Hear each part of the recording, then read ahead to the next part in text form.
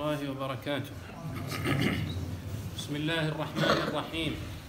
الحمد لله رب العالمين، وصلى الله وسلم على نبينا محمد وعلى آله وصحبه أجمعين، أما بعد، فأحمد الله عز وجل أن الشيخ قد بدأ وقدم حول الموضوع بمقدمة ثم تليت هذه الآيات لئلا يبتدأ بي، إذ ابن مالك يقول: ولا يجوز الابتداء بالنكرة.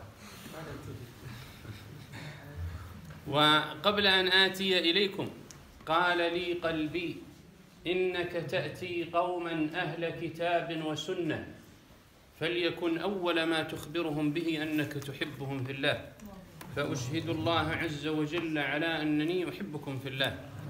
والحق أني جئت إلى هذا البلد الطيب أهله متعلما دارسا، لا معلما ولا مدرسا، ولكن يعني لا بأس من شيء من المشاركة ليكون قدر من التواصل والاستفادة من مداخلاتكم. ولذلك فأنا أعترض على قطع المداخلات، لأنني أحوج إلى الاستفادة منكم من حاجتكم إلى الاستفادة مني.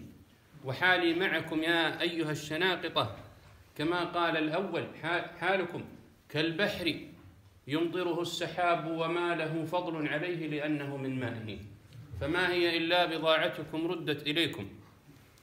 وحالي كجالب التمر إلى أهل هجر، لكن أسأل الله من أثواب رحمته سترا جميلا على الزلات مشتملا، وأن ينفع بما نتكلم به. إن يختلف ماء الوصال فماؤنا عذب تحدر من غمام واحد، أو يختلف نسب يؤلف بيننا دين أقمناه مقام الوالد.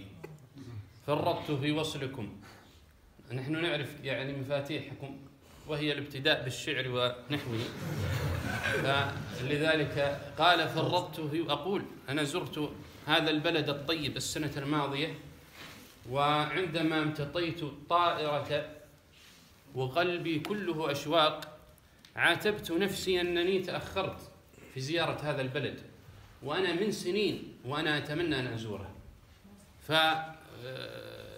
وأعرف أن هذا البلد كما يقال في الإعلام بلد المليون شاعر، وأظن أن هذه الإحصائية فيها ظلم لكم، ولكن يعني خرجت مخرج إيش؟ التكثير.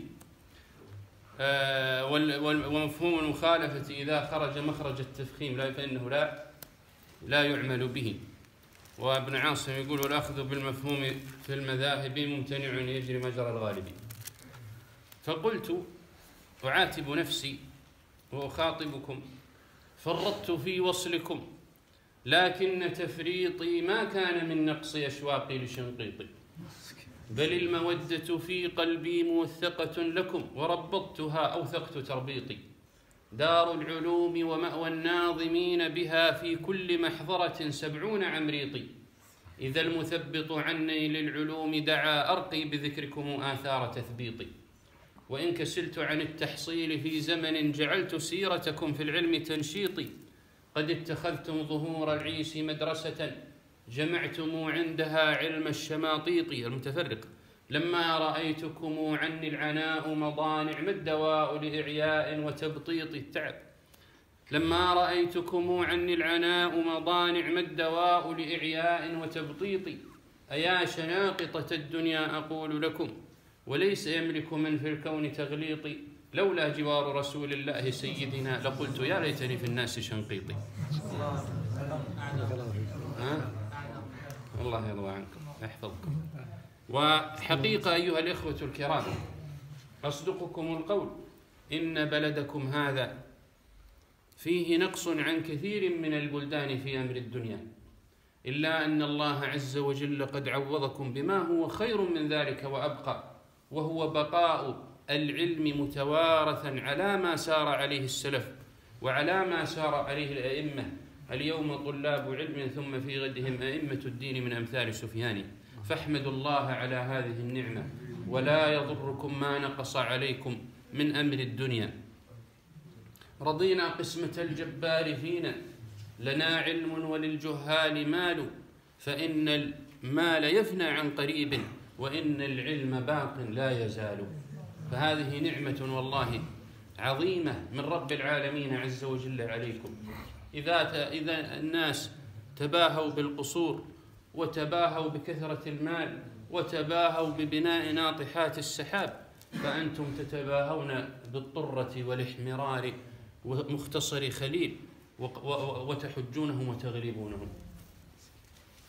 أما بالنسبة للموضوع الذي أشار إليه الأخ المقدم جزاه الله خيرا، فالحديث أولا عن أهمية العلم، وإن كان الإنصاف أن تحدثوني أنتم عن أهمية العلم، ولكن الإنسان يذكر نفسه بمحادثة غيره. إذ الإنسان حينما يتكلم بكلام أول أذن تسمعه هي أذنه، وينبغي أن يكون أول قلب يتعظ هو قلبه، فأرجو أن يكون ذلك حاصلا إن شاء الله تعالى. أيها الإخوة الكرام، لا يخفى على شريف علمكم ما ورد في كتاب الله عز وجل وفي سنة رسوله صلى الله عليه وسلم في فضل العلم عامة وفي فضل التفقه في الدين خاصة. حسبكم من ذلك قوله صلى الله عليه وسلم: من يرد الله به خيرا يفقهه في الدين. وبعد: من يرد الله العظيم به خيرا يفقهه أي في دينه القيم. وهذا الحديث حديث عظيم، فإن علامة إرادة الخير بالإنسان ليست هي كثرة المال كما يظنه من يعلمون ظاهرا من الحياة الدنيا وهم عن الآخرة هم غافلون. يظنون أن الإنسان الذي يكثر ماله وتكثر دنياه هو الذي أراد الله عز وجل به الخير، والنبي صلى الله عليه وسلم يبين لنا أمارة إرادة الخير بالعبد وهو التفقه في الدين. أما أيها الإخوة الكرام، عن المحور الثاني في هذا الموضوع فهو الكلام عن بعض المعالم المتعلقة بالعلم. المعلم الأول أيها الإخوة الكرام أن العلم عبادة. العلم عبادة، والعبادة لا تقبل إلا إذا كانت خالصة لله سبحانه وتعالى، وما أمروا إلا ليعبدوا الله مخلصين له الدين. وكما يقول الهلالي، إيش يقول؟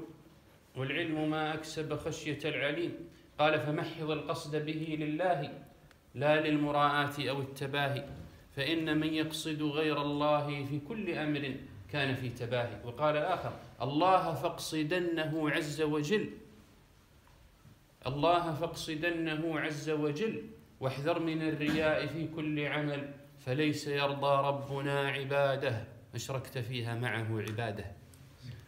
وعالمكم وهو الشيخ أظنه ابن مايابة في نظمه لنوازل العلوي يقول رحمه الله تعالى: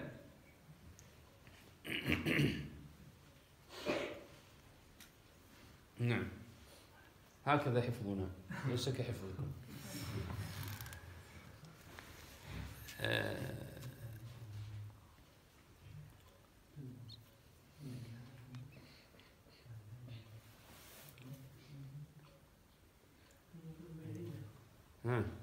رضا الإله فاز بالذي ابتغى. ومن يقول: من طلب العلم احتسابا وابتغى، رضا الإله فاز بالذي ابتغى.